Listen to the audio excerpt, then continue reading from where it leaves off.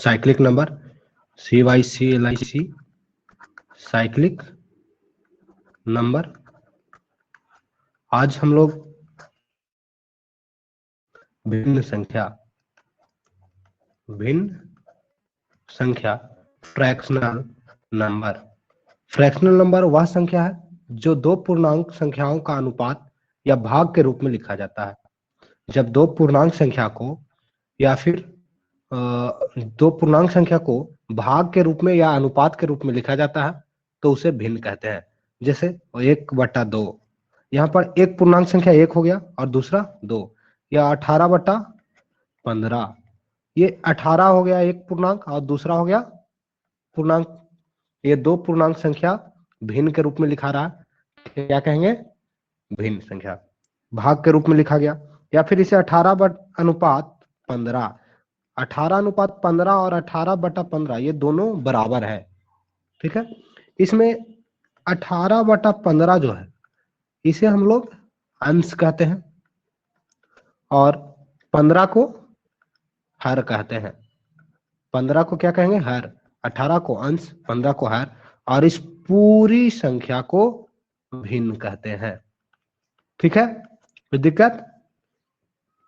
अब इसमें हम लोग देखेंगे भिन्न भी कई प्रकार के होते हैं। देखिए, इसमें हर एक संख्या आपको लिख दिया गया 8, ये भिन्न है या नहीं? तो ये भी भिन्न है, क्योंकि इसके तो एक बन गया, भिन्न बन गया।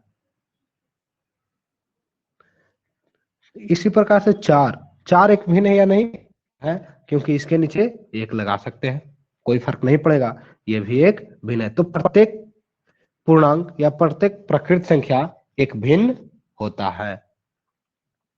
ठीक है, अब देखते हैं तुल्य भिन्न किसे कहेंगे। तुल्य भिन्न,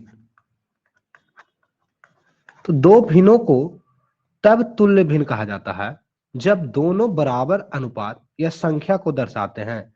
दो भिन्न को तुल्य भिन्न कब कहेंगे? जब दोनों बराबर अनुपात या संख्या को दर्शाता हो तो उसे तुल्य भिन्न कहा जाता है। इसलिए अगर हम किसी भी भिन्न के अंश और हर दोनों को बराबर पूर्णांक संख्या जो कि शून्य नहीं हो से गुना या भाग करते हैं तो फलस्वरूप हमें भिन्न जो है तुल्य भिन्न मिलता है। अगर किसी भी संख्या से तुल्य भिन्न में गुना या भाग कर देंगे तो वो आपको तुल्य भिन्न के बराबर ही मिलेगा। जैसे 2/7, 2/7 का तुल्य भिन्न निकालना हो तो इसमें हम 3 से गुना कर दें, 3 से गुना कर दें तो कितना हो जाएगा? 6/21। तो 2/7 का तुल्य भिन्न कितना हो गया? 6/21।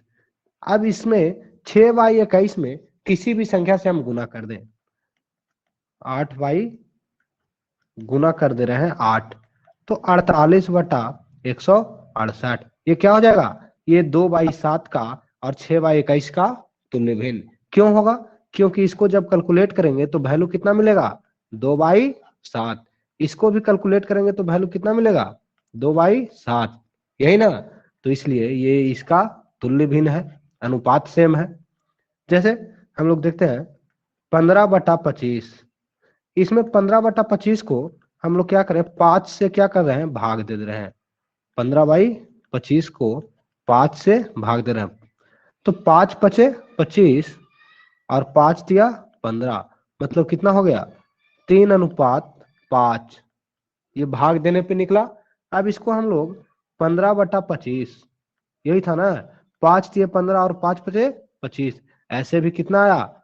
3/5। तो 3/5, 3/5 मतलब 15 में 5 से भाग दे रहे हैं, 25 में 5 से भी भाग दे रहे हैं, तो भी ये भिन्न जो है तुल्य भिन्न भी आता है, कोई दिक्कत नहीं है।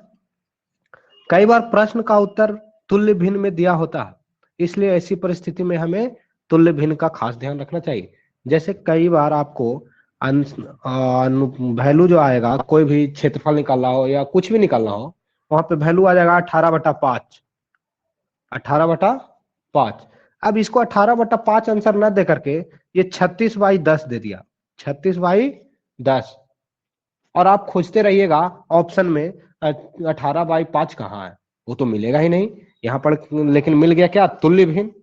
तो तुल्य भिन्न यहाँ पर 36/10 को काटेंगे तो 5 दूना 10 और 18 दूना 36, मतलब 18/5 तो ये भी है ना। तो इसलिए ध्यान देने वाली चीज है कि तुल्य भिन्न भी आंसर में कभी कभी मिल जाता है। अब हम लोग एक चीज और देखते हैं, लोएस्ट फॉर्म, भिन्न का न्यूनतम रूप। भिन्न का न्यूनतम रूप, एक भिन्न सरलतर रूप में या न्यूनतम रूप में तब कहा जाता है जब उसके अंश और हर में एक के अतिरिक्त कोई अनुभयनिष्ठ गुणनखंड ना हो। सरलतम रूप में, सरलतम रूप या फिर न्यूनतम रूप, भिन्न जो है सरलतम रूप या न्यूनतम रूप में कब कहा जाएगा, जबकि उसमें एक के अलावा कोई दूसरा गुणनखंड ना हो। जैसे 12/20 ये आपका सरलतम रूप में है, तो ये सरलतम रूप में नहीं है। क्यों? क्योंकि 12 का गुणनखंड हम लोग निकालने के लिए पीछे सीखे थे। निकालिए कितना होगा।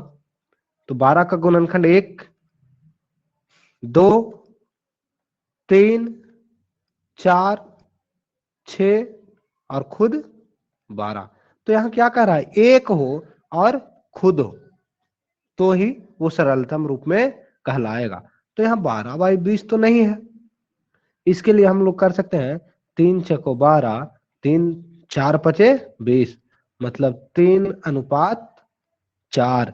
अब 4 का तो एक वैल्यू होगा, लेकिन ऊपर वाला की अपेक्षा निचली की गुणनखंड नहीं निकल सकता है। तो ऊपर वाला अंश जो है, अंश का सिर्फ गुणनखंड 3 का गुणनखंड जो है, 3 का गुणनखंड जो है, यहाँ देखिए 4/3/5, 3 का गुणनखंड और 5 का गुणनखंड क्या होगा, 1 होगा। 3 का गुणनखंड 1 और 3, 5 का गुणनखंड 1 और 5। अब ये आपका आ गया किसमें, सरलतम रूप में आ गई। अब देखते हैं असहभाज्य संख्या। असहभाज्य संख्या, असहभाज्य नंबर। तो असहभाज्य नंबर किसे कहेंगे, जब कोई भी दो संख्याओं का एक के अतिरिक्त अन्य कोई सहअभाज्य संख्याएं हो। एक के अतिरिक्त कोई असहभाज्य संख्याएं कहलाती है। कहता है क्या, 2 या 3 आपस में असहभाज्य संख्याएं हैं। 2 या 3 आपस में असहभाज्य संख्याएं हैं। इन दोनों का एक के अतिरिक्त अन्य कोई उभयनिष्ठ गुणनखंड नहीं है। इन दोनों में क्या हो, कोई भी उभयनिष्ठ गुणनखंड नहीं है, सिर्फ एक उभयनिष्ठ गुणनखंड है, क्योंकि 2 में भी एक सम्मिलित होता है और 3 में भी एक रहता है। तो असहभाज्य संख्या वही होगा जिनका कि गुणनखंड एक हो दोनों का। ठीक है, असहभाज्य संख्या का गुणनखंड सिर्फ एक होता है। बोलिए है, इसलिए उभयनिष्ठ गुणनखंड, उभयनिष्ठ गुणनखंड, उभयनिष्ठ कहने का मतलब है दोनों में जो रहेगा उसी को उभयनिष्ठ कहेंगे। तो एक उभयनिष्ठ है। उसी प्रकार से 5 और 7, 5 7 एक दूसरे का असहभाज्य संख्या है ना, क्योंकि 5 का भी गुणनखंड एक होगा, 7 का भी गुणनखंड एक होगा, तो दोनों का गुणनखंड एक ही है, इसलिए यह असहभाज्य संख्या कहलाती है। अब देखते हैं परिमेय संख्याएं।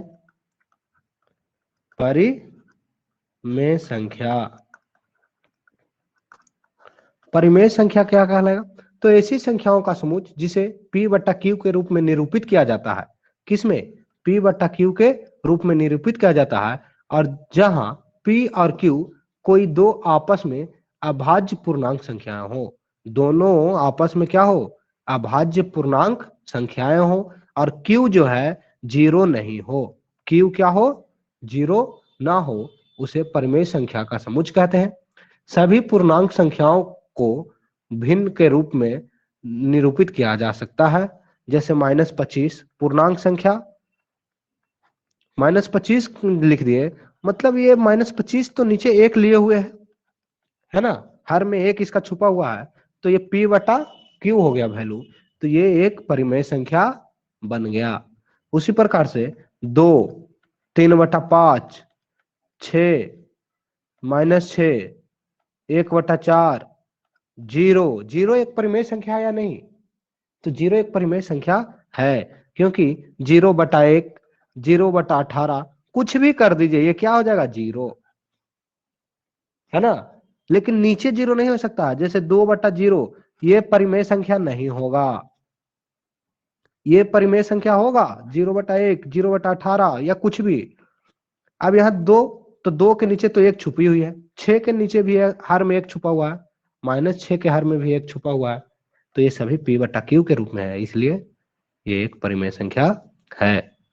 परिमेय संख्याओं का दशमलव प्रसार या तो शांत होता है या अनबसानी आवर्ती होता है, मतलब अशांत।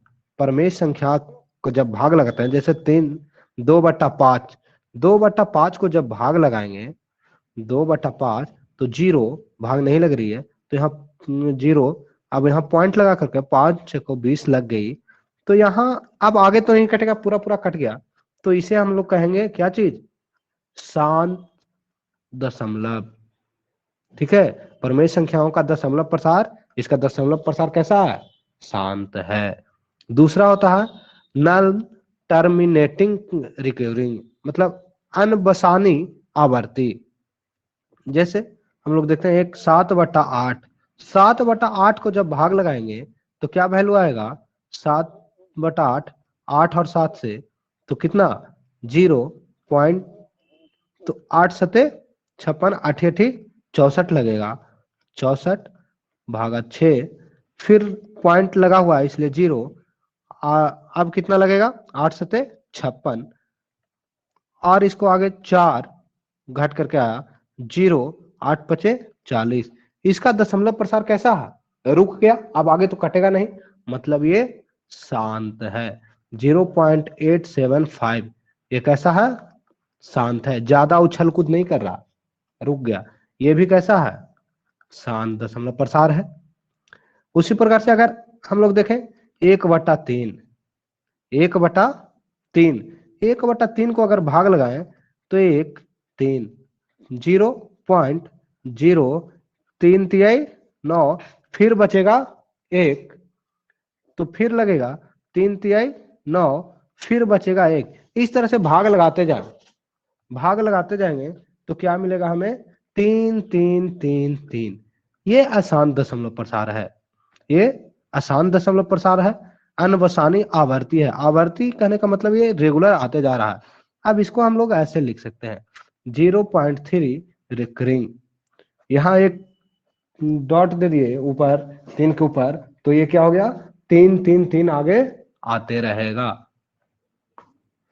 या फिर इसको डॉट ना लिख करके इस पे हम लोग एक बार का चिन्ह लगा दें, 0.3 बार, ये 3 3 3 दोहराते रहेगा इसी प्रकार से। उसके बाद हम लोग देखते हैं अपरिमेय संख्या। अपरिमेय संख्या, अपरिमेय संख्या, अपरिमेय संख्या कौन होगा?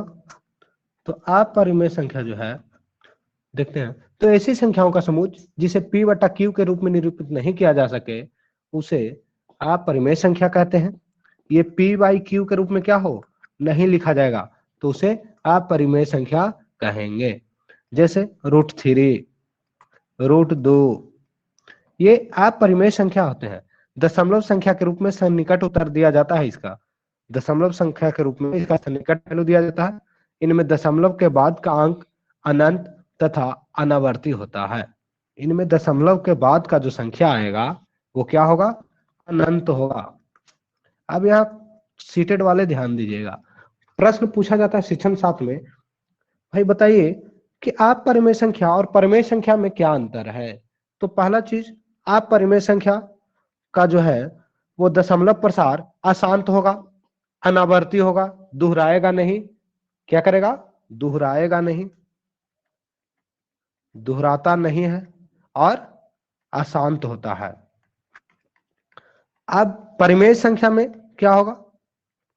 परिमेय संख्या में दोहराता है और शांत भी होता है, अशांत भी होता है परिमेय संख्या का, क्योंकि आगे बढ़ते चला जा सकता है। तो इस प्रकार से परिमेय संख्या का गुण और अपरिमेय संख्या का गुण शिक्षण शास्त्र में पूछी जाने वाली चीज है।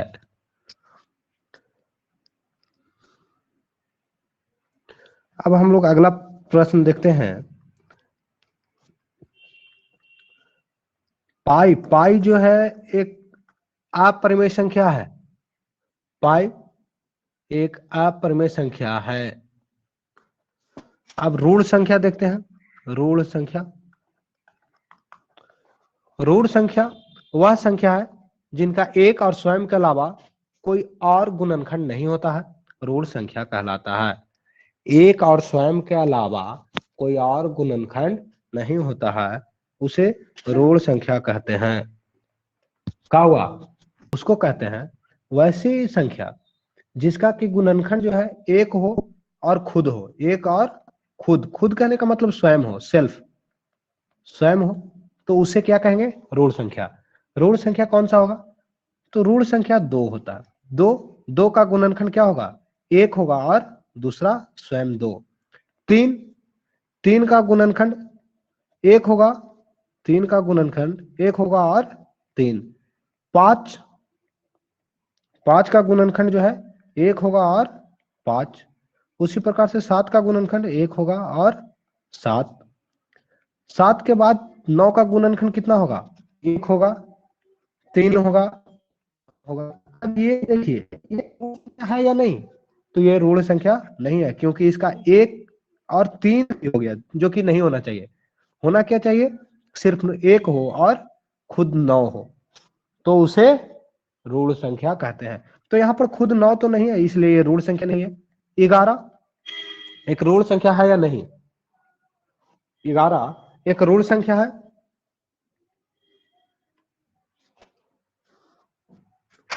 तो देखने के लिए पहले चीज भाग लगा के देखें, किसी संख्या से भाग लगती है या नहीं। तो ये भाग लगेगा, तो एक, इससे ये ऋण संख्या है। कौन सी होगा ऋण संख्या? अगला ऋण संख्या बताइए। 11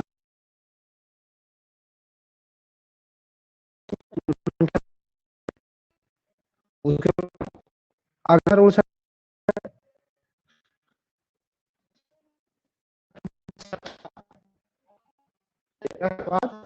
17 होगा। अगला ऋण संख्या अगर नहीं होगा तो इसका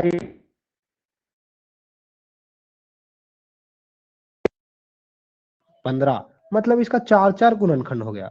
होना चाहिए कितना? सिर्फ दो। एक तो एक होना चाहिए और दूसरा 17। इसके अलावा और 17 किसी से कटेगा? नहीं कटेगा। 19 एक और 19 से विभाजित होता है। 23, 27 है या नहीं है? तो 27 नहीं है। 27 के बाद कौन सा? 29। 29 के बाद कौन सा होगा ऋण संख्या?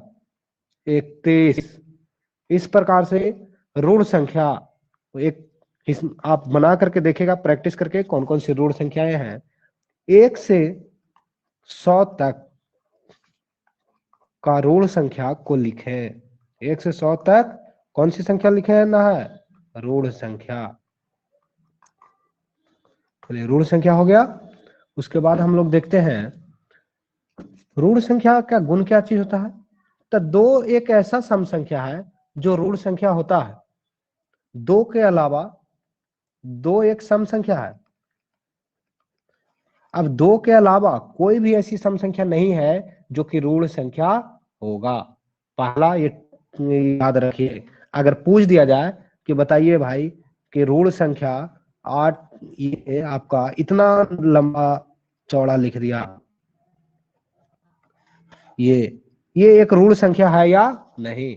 तो लास्ट में क्या, कोई सम संख्या है, तो लास्ट में जब कोई सम संख्या है तो ये आपका ऋण संख्या नहीं होगा। अब सिर्फ और सिर्फ अकेले दो रहेगा तो ऋण संख्या है या नहीं?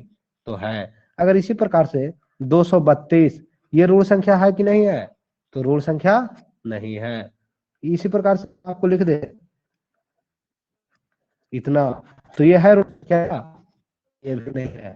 ऋण संख्या 2, अब ये देखिए सम संख्या तो है, लेकिन ये आपका ऋण संख्या नहीं है। सिर्फ एक सम संख्या जो 2 है वो एक ऋण संख्या है।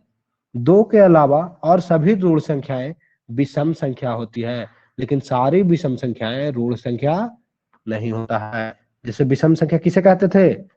1 3 1 3 और 5 को 1 3 5 क्या हुआ 7 9 11 13 15 डॉट डॉट डॉट, ये आगे तक चले जाइए। तो ये सभी क्या चीज है? विषम संख्या है। विषम संख्या है। तो इन विषम संख्याओं में आप देखिएगा कि 3 5 7 ये तो विषम संख्या है। और क्या है? विषम संख्या और साथ में ऋण संख्या। लेकिन 9 का गुणनखंड कितना? 1 3 और 9। ये तीनों का देखिए तो एक तो 1 होगा और दूसरा स्वयं हो जाएगा। उसके अलावा और कोई भाग लगेगा किसी से? 3 5 7 में नहीं लगेगा। लेकिन 1 3 9 9 में भाग 3 अंक से लग रहा है। तो विषम संख्या तो ये है, लेकिन ऋण संख्या नहीं होगा। विषम संख्या है लेकिन ऋण संख्या नहीं होगा। इसलिए सभी विषम संख्याएं ऋण संख्याएं नहीं होती है। लेकिन ऋण संख्या, सभी ऋण संख्या विषम संख्या भी नहीं होता है, क्योंकि 2 के अलावा सभी विषम संख्याएं ऋण संख्या, 2 के अलावा सभी ऋण संख्या विषम संख्या होता है, लेकिन सभी विषम संख्या ऋण संख्या नहीं होगा। मतलब इधर से अगर इधर आए तो ये सभी में गलत हो जाएगा। लेकिन अगर हम लोग कहां से कहां जाए, ऋण संख्या से विषम संख्या की ओर जाए, तो सभी सही होगा। सिर्फ 2 अपवाद में रहेगा। ठीक है। अब हम लोग आगे देखते हैं यौगिक संख्या। यौगिक संख्या, तो यौगिक संख्या एक से बड़ी वैसी संख्याओं का समुच्चय जिसके सदस्य के घटक या गुणनखंड एक और स्वयं के अलावा भी हो। जैसे अभी हम लोग ऋण संख्या क्या पढ़े कि जिसका गुणनखंड सिर्फ स्वयं और एक हो। मतलब 11 का 1 और गुणनखंड कितना? ये 11 किसे कटेगा? एक तो 1 से कटेगा, दूसरा 11 से कटेगा, मतलब स्वयं से। तो उसको ऋण संख्या कह दिया इसको। लेकिन यौगिक संख्या के लिए क्या होना चाहिए? जैसे 9, मतलब 1 से कटेगा, 3 से भी कटेगा और 9 से भी। मतलब क्या कह रहा है? 1 से भी कटे और कटे, उसके अलावा कम से कम एक और गुणनखंड हो, तो उसे क्या कहेंगे? यौगिक संख्या। तो यहां पर एक और गुणनखंड कौन है? 3। तो ये एक यौगिक संख्या है। ठीक है। उसी प्रकार से आपको ये सम संख्या 1 है, ये क्या यौगिक संख्या है? तो हाँ, यौगिक संख्या है। अब यहां पर भी एक प्रश्न बनता है, क्या 2 एक यौगिक संख्या है? तो 2 एक यौगिक संख्या नहीं है। 2 के अलावा सभी सम संख्याएं यौगिक संख्या होती है। जैसे 4 6 8, देखिए 4 6 8 10 डॉट डॉट डॉट आगे भी। अब 4 का गुणनखंड कितना? 1 होगा, 1 से 4 कटेगा, 2 से 4 कटेगा और 4 से 4 कटेगा। 6 का गुणनखंड कितना? 1 2 से भी कटेगा, 3 से भी कटेगा और 6 से भी। 8 का 1 से भी, 2 से, 4 से और 8 से। 10 का 1 से कटेगा, 2 से कटेगा और 5 से कटेगा और 10 से। मतलब सभी सम संख्याएं का एक तो स्वयं है, एक तो स्वयं हो रहा है, दूसरा एक स्वयं, एक स्वयं, एक स्वयं, और क्या हो रहा है? एक कम से कम एक संख्या है जो काट रही है। सभी में देखिए इसके अलावा भी कुछ है, तो इसे क्या कहेंगे? यौगिक संख्याएं। ये तो सम संख्या हो गया। क्या विषम संख्या भी यौगिक संख्या होगा? तो हाँ, जैसे 15 एक विषम संख्या है, लेकिन ये कटेगा किससे? 1 से कटेगा, 3 से कटेगा, 5 से कटेगा, 15 से। मतलब 1 से तो कट रहा है, 1 और 15 से कट रहा है, उसके अलावा भी 2 संख्याओं से कट रहा है, इसलिए ये क्या कहलाएगा, यौगिक संख्या। वही 7 अगर देखें तो ये 1 से कट रहा है और 7 से, इसके अलावा कुछ से नहीं ना, मतलब 1 से और स्वयं से, तो इसे क्या कहते हैं, ऋण संख्या। ठीक है, अब हम लोग देखते हैं क्रमगत पूर्णांक संख्या। क्रमागत पूर्णांक संख्या है, यह पूर्णांक संख्याओं की ऐसी श्रृंखला है जिनका बढ़ते या घटते क्रम में एक का अंतर होता है। अगर पूर्णांक संख्या कहे, जैसे देखिए यहाँ इसमें पूछा जाता है, कभी हमेशा लगभग आते रहता है, क्रमगत जोड़ दिया जाता है, क्रमागत। अब क्रमागत कह दिया, क्रमागत कहने का मतलब क्या होता है, सो देखिए, बोलिए, अरे बोलिए ना, बोलिए। क्रमागत कहने का मतलब जो भी कहेगा उसका रेगुलर। जैसे क्रमगत प्राकृत संख्या, तो प्राकृत संख्या गिनती की संख्या को कहते हैं, मतलब गिनती की संख्या क्या होती है, 1 2 3 4 5 6 7 डॉट डॉट डॉट बढ़ते जाता है। कितना बढ़ रहा है, एक, इसमें कितना बढ़ा है, एक, इसमें कितना बढ़ा है, एक, इसमें इसमें कितना बढ़ा है, एक। अब इसी प्रकार से अगर कोई कह दे कि 10 क्रमगत प्राकृत संख्याओं का योग कितना होगा, तो मान लेंगे कि क्या, पहला प्राकृत संख्या, तो दूसरा प्राकृत संख्या क्या होगा, देखिए कितना बढ़ रहा था, एक एक के बढ़ोतरी हो रहा था प्राकृत संख्या में, क्रमगत प्राकृत संख्या बढ़ोतरी, तो पहला तो एक मिल गया एक्स, तो दूसरा क्या हो जाएगा, एक्स प्लस 1, तीसरा क्या हो जाएगा, फिर इसमें एक बढ़ा तो इसमें भी क्या बढ़ जाएगा, एक बढ़ जाएगा, एक्स प्लस 1 प्लस क्या बढ़ जाएगा, एक्स प्लस 1 प्लस 1 प्लस 1, तीसरा हो जाएगा यही ना, चौथा। अब 4 क्रमगत संख्या यहां पर देखते हैं, तो x, x plus 1, x plus 2 और एक्स प्लस 3, ये 4 क्रमगत संख्याएं हैं, और वो भी कौन सी, प्राकृत संख्या। तो 4 क्रमगत प्राकृत संख्या, मतलब 1 बढ़ रहा है, 2 बढ़ रहा है और 3। 4 निकालने के लिए कितना बढ़ा, 3, 4 प्राकृत संख्या निकालने के लिए 3 बढ़ा। अगर आपको कह दे कि 25 क्रमगत प्राकृत संख्याओं को लिखे, तो मान लेते हैं पहला क्रमगत संख्या एक्स, तो दूसरा कितना हो जाएगा, पहला प्राकृत क्रमगत संख्याओं का संख्या एक्स, तो दूसरा एक्स प्लस 1, तो 25वां क्रमगत प्राकृत संख्या कितना, x plus dot dot dot x plus 24। उसी प्रकार से 26वां हो जाएगा कितना, एक्स प्लस 25। अगर कोई कहे कि 5 क्रमगत संख्याएं लिखें, तो कितना लिखेंगे, पहला एक्स मानते हैं, तो दूसरा एक्स प्लस 1, तीसरा एक्स प्लस 2, चौथा एक्स प्लस 4, और ये तीसरा एक्स प्लस, चौथा एक्स प्लस 3, और पांचवा एक्स प्लस 4, ये हो गया 5। अब 6 कहेगा तो क्या हो जाएगा, 6 क्रमगत प्रकृत संख्या, तो x, x plus 1, x plus 2, x plus 3, x plus 4 और एक्स प्लस 5, मतलब एक कम, जितना कहेगा उससे एक कम तक लिखेंगे। उसी प्रकार से आप देखिए, ये तो प्राकृत संख्या था। अब क्या कह दे, क्रमगत, देखिए ध्यान से, क्रमगत सम संख्या, क्या कहा, क्रमगत सम संख्या। अब पहले हम लोग देखते हैं सम संख्या किसको कहते थे, तो 2 4 6 8 10 डॉट डॉट डॉट आगे जाएगा, देखिए कितना का बढ़ोतरी हो रहा है, 2, इसमें भी 2 बढ़ा तो 6, 6 में 2 बढ़ेगा तो 8, 8 में 2 बढ़ेगा तो 10, इसी प्रकार से आगे बढ़ते चला जाएगा, है ना, 2 2 का वृद्धि होगा।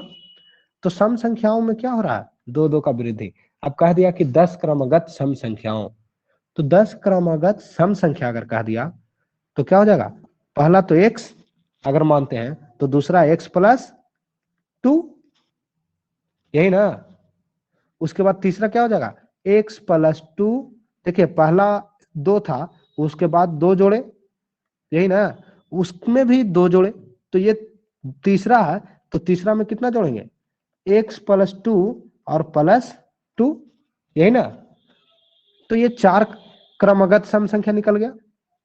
देखते हैं इसको, x x plus two, x plus यहाँ कितना हो जाएगा, x plus two, x plus four, और यहाँ ये हो जाएगा एक्स प्लस फोर, और कितना हो जाएगा एक्स प्लस सिक्स।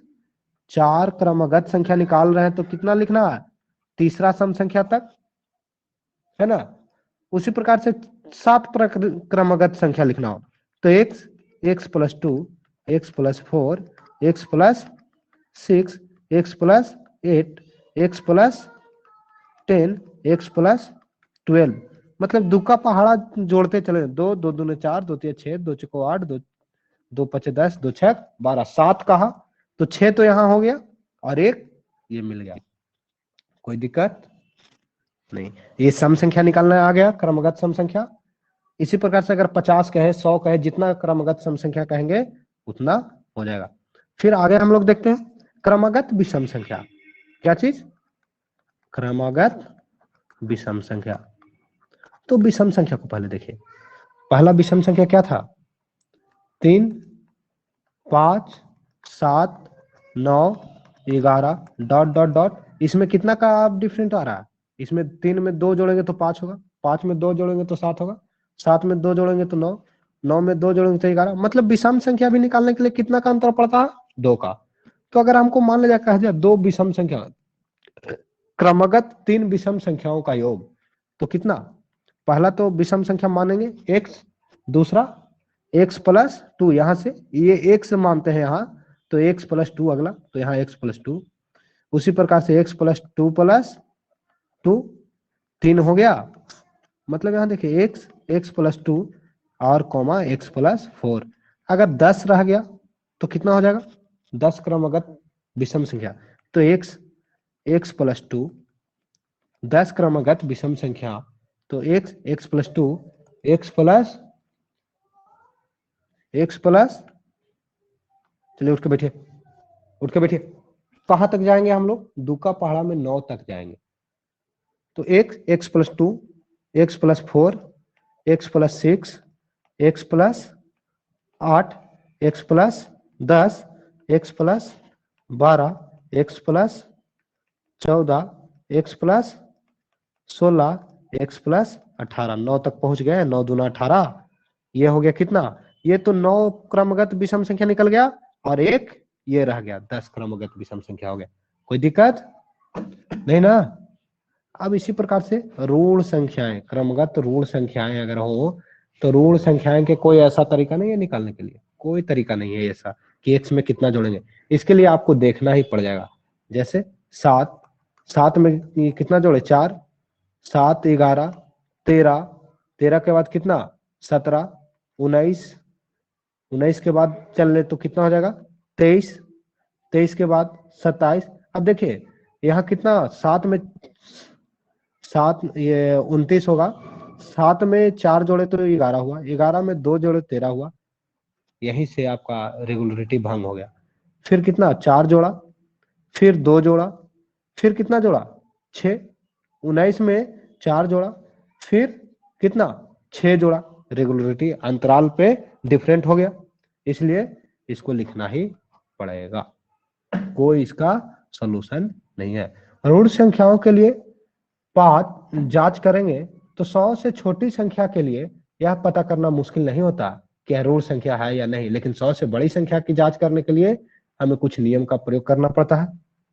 जैसे हम दिए गए संख्या के निकट सन्निकट व उससे परिपूर्ण वर्ग संख्या के वर्गमूल से बड़ी या उसके सबसे नजदीक की पूर्णांक संख्या लेते हैं। माना कि x है कोई संख्या, और फिर दिए गए संख्या के विभाजकता x से छोटी सभी ऋण संख्या से जांच करते हैं, और अगर दी गई संख्या किसी भी से विभाजित नहीं होती है तो वह ऋण संख्या, अन्यथा वह एक यौगिक संख्या है। जैसे 31, 331, 331 क्या है, इसको चेक करना हो, ऋण संख्या है या यौगिक संख्या। तो सबसे पहले चीज तो 331 के सबसे नजदीक का, 331 के सबसे नजदीक का कोई संख्या लेंगे, और वो भी कौन सा, वर्गमूल। 331 के सबसे नजदीक का वर्गमूल क्या होता है, 324 होगा। 324 का वर्गमूल कितना होता है, 18। 18 होगा, तो 324 का वर्गमूल 18 होगा। अब इस 18 को, और उसके बाद ये तो एक पीछे वाला हो गया, उसके बाद फिर लेंगे 361। 361 किसका होगा? 331 के आगे नजदीक वाला 19 का वर्गमूल है, यही ना, 19 का है। अब 19 से छोटी ऋण संख्या, 19 से छोटी कितना होगा ऋण संख्या? 2, 3, 5, 7, 11, 13, 17, 19 से छोटी है। आप 331 को इन ऋण संख्याओं से भाग देने की कोशिश करेंगे और हम पाते हैं कि 331 इनमें से किसी से पूर्ण रूप से विभाजित नहीं होता, अतः 331 एक ऋण संख्या है। अब यहां पर सोचिए, 331 के करीबी तो 324 था, छोटा वाला, लेकिन 324 किसका वर्ग है? 18 का, जो कि 18 एक खुद यौगिक है। क्या है? यौगिक। इसलिए ये तो नहीं चलेगा, किससे हमको करना होगा? ऋण संख्या से। तो 331 से आगे चल जाते हैं, 361 एक वर्गमूल मिलता है, वर्ग। तो 361 किसका है? 19 का। 19 जो है खुद एक ऋण संख्या है। अब इसका नीचे जो भी ऋण संख्याएं होंगी 19 से नीचे, 19 से नीचे 2, 3, 5, 7, 11, 13, 17, ये सभी ऋण संख्याओं को 331 से क्या करेंगे? भाग देंगे, तब पता चल जाएगा क्या होगा। ये 2 से नहीं कटेगा, 3 से नहीं कटेगा, 5 से नहीं कटेगा, 7 से नहीं कटेगा, 9 से नहीं कटेगा, 13 से नहीं, 17 से नहीं, और 19 से भी नहीं कटेगा। तो ये खुद एक ऋण संख्या हो जाएगा। समझिए, इस प्रकार से 481 का आप चेक करें, ये ऋण संख्या है या यौगिक। 881 का चेक करें, ऋण संख्या है या यौगिक। ठीक है, अब हम लोग ऋण संख्या के बारे में तो जान गए, इसको आप लोग बना करके प्रैक्टिस कर लीजिएगा, या अपने मन से भी कोई संख्या ले लीजिए और चेक कर सकते हैं इसी प्रकार से। अब 481 है, तो 481 में देखेंगे कि इसके सबसे नजदीकी वर्गमूल वर्ग कौन सा है। 481 के सबसे नजदीक का वर्ग कौन सा है? तो 481 के लिए हम लोग क्या ले? 22। 22 का वर्गमूल कितना हो जाएगा? 484। ये 22 जो है 484 का वर्गमूल होता है। तो 22 22 जो है, 22 से छोटी ऋण संख्या निकाल लें तो 2, 3, 5, 7, 11, 13, 17, 19, इसमें आप भाग दे करके देखेंगे किसी से पूरा पूरा कटता है। अगर किसी से कटेगा तो ये यौगिक संख्या कहला जाएगा, और किसी से भी नहीं कटेगा तो क्या कहला जाएगा? ऋण संख्या। इसी प्रकार से आप जो भी अपने मन में जो संख्या आ जाए, बड़ा से बड़ा संख्या, छोटी से छोटी संख्या चेक कर लीजिएगा, प्रैक्टिस कीजिए तो ही याद रहेगा, अन्यथा राम भरोसे किताब कॉपी, और कोई मतलब नहीं है। आगे हम लोग देखते हैं, गुणनखंड निकालने के लिए सीखते हैं। गुणनखंड, तो गुणनखंड निकालने के लिए जो हम लोग नियम अपनाते हैं, गुणनखंड में हम लोग ऋण संख्या का घटक लेते हैं। किसी भी पूर्ण संख्या को घटक ऋण संख्याओं के गुणन की तरह लिखा जा सकता है, और किसी भी संख्या को ऋण घटकों के गुणन की तरह लिखने के नियम को ही गुणनखंड। पहला नियम है, यदि संभव हो तो संख्या को 2 से भाग करेंगे। सबसे पहले क्या करेंगे? 2 से भाग करेंगे, और तब तक 2 से भाग करते रहेंगे जब तक कि भागफल को और आगे 2 से विभाजित न किया जाए। गुणनखंड निकालने के लिए सबसे पहले क्या करेंगे? 2 से भाग लगाएंगे, तब तक लगाएंगे जब तक कि वो 2 से विभाजित होने के लिए रुक न जाए। जैसे आपको 24 कोई संख्या है, 24 का गुणनखंड निकालने के लिए सबसे पहला चीज एक ऋण संख्या, सबसे छोटी ऋण संख्या लेंगे, और वो 2 है। 2 से भाग लगाएंगे तो 12 दूना 24, अभी और कटेगा 2 से, 6 दूना 12, 2 तिया 6। अब देखिए ये 2 से अब नहीं कटेगा, कितना से कटेगा? 3 से। तो इसको 3 से काटेंगे, 3 एकम 3। अब ये जो इसका हो गया वैल्यू, ये क्या हो गया? 24 का गुणनखंड हो गया। इसे लिखेंगे 2 गुना 2 गुना 2 गुना 3 गुना 1। ठीक है, ये हो गया आपका गुणनखंड।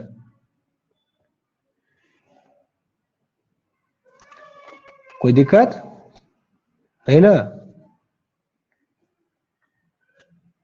ये क्या कर रहा है, पूर्णकालिक संख्या अगर किसी से, कौन सी संख्या, पूर्णकालिक संख्या। तो पूर्णकालिक संख्या उस संख्या को कहेंगे जब दिए हुए संख्या के सभी भाजक या सभी गुणनखंडों का योग जो है वही संख्या आ जाए। जैसे हमको 9 कोई संख्या दे दिया, क्या चीज, 9। अब 9 का गुणनखंड निकालेंगे, 3 तिया 9 और 3 एकम 3। इसका गुणनखंड कितना हो गया, 3 गुना 3 गुना 1, है ना। अब इसको हम लोग जोड़ के देखते हैं, 3 प्लस 3 प्लस 1 कितना होगा, 7। तो ये 7 जब आया तो ये पूर्णकालिक संख्या नहीं है। अगर यही हमें दे दिया जाए 6, क्या चीज, 6, तो कितना होगा, पहले सबसे छोटी संख्या से गुणनखंड तोड़ेंगे, 2 तिया 6, फिर 3 से लगेगा, 3 एकम 3, मतलब 2 गुना 3 गुना 1।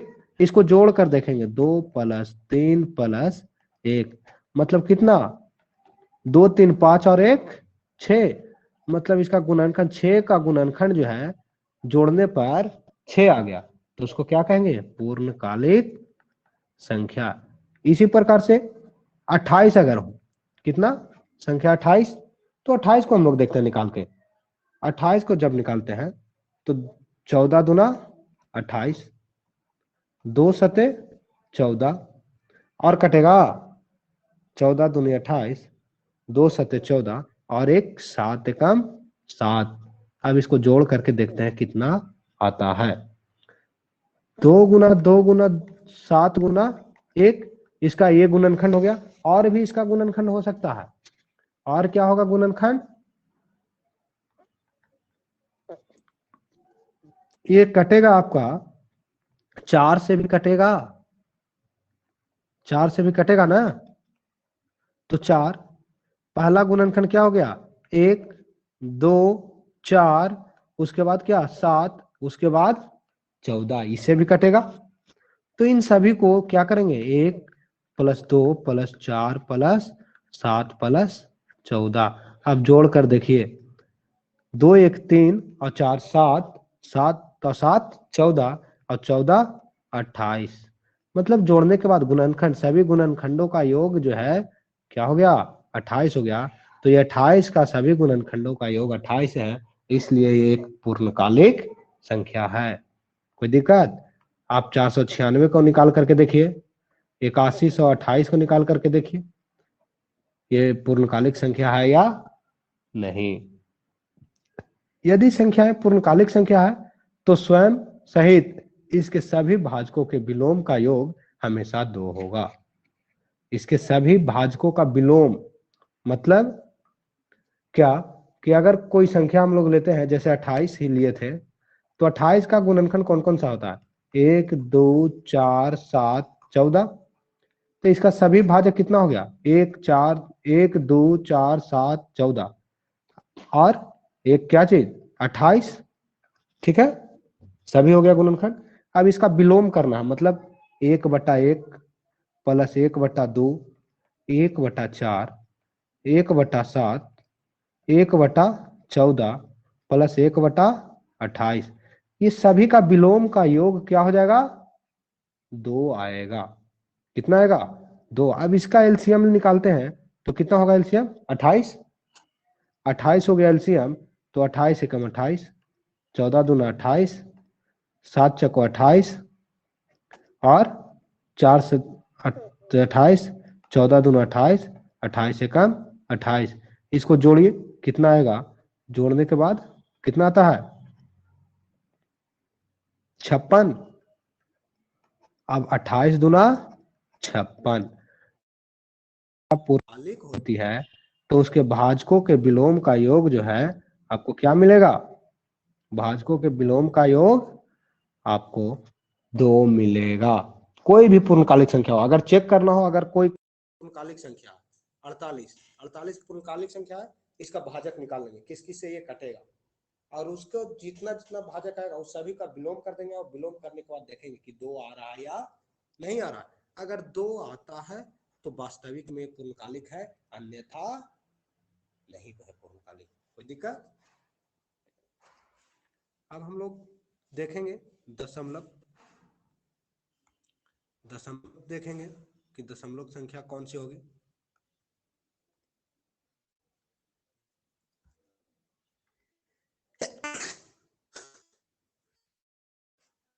दशमलव संख्या, डेसिमल नंबर, दशमलव संख्या, ऐसे अंकों का समुच्चय जो दशमलव बिंदु के बाद शुरू होता है उसे दशमलव भिन्न कहते हैं। जैसे 0.1 या फिर 0.234 या 0.89867, ये सब क्या है, एक दशमलव संख्या है, क्योंकि ये दशमलव बिंदु के बाद शुरू हो रहा है। 0.1 को कितना पढ़ा जाएगा, या फिर 0.8, इसको 0.18 बोलेंगे या फिर 0.8 बोलेंगे, 18।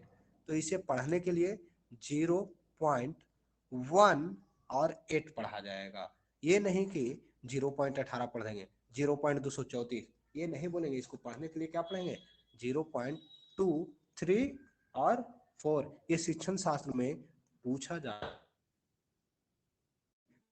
कि ये आप विद्यार्थी को क्या बताइए, बताएंगे या फिर 0.234 सीखने की कला। ठीक है, अब हम देखते हैं कि मिल जाए 12.142 लिखा हुआ है, तो इसे क्या पढ़ेंगे, तो 12.142, 12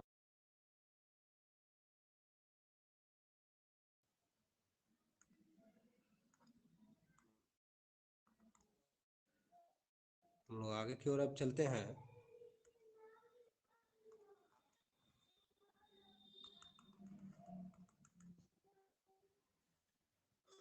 देखिए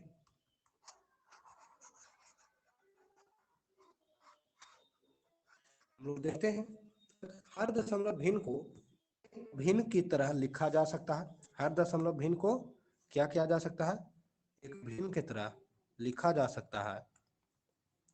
और हर दशमलव भिन्न को एक भिन्न की तरह से जब लिखेंगे तो उसमें क्या होगा,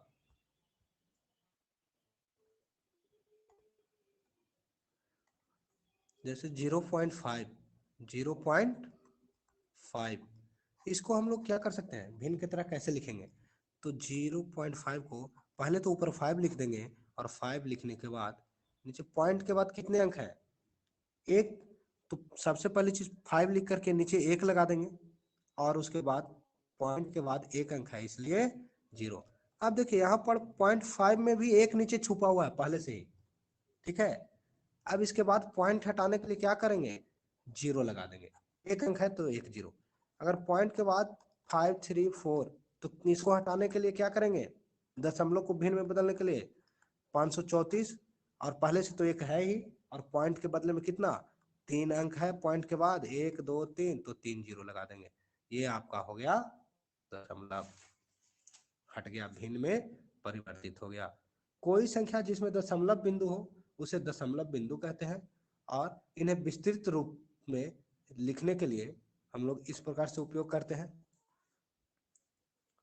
जैसे जैसे 35.467, इसे अगर दशमलव बिंदु के रूप में लिखना हो तो 3 इकाई और दहाई, तो दहाई अंक इसका स्थानीय मान 10, 3 का स्थानीय मान कितना, 3 गुना 10।